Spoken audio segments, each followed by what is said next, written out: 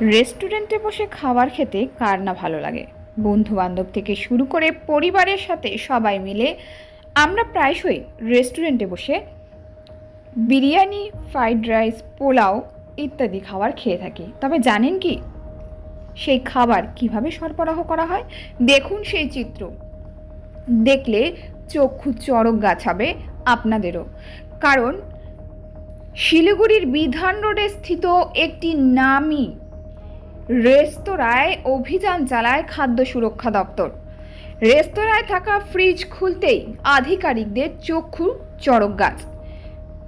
সারি সারি ট্রেতে মজুত রয়েছে বাসি বিরিয়ানি, ফ্রাইড রাইস থেকে শুরু করে পোলাও, মাংস। তাহলে সেই চিত্র দেখুন আপনারা যে আপনারা কি খাচ্ছেন টাকা দিয়ে।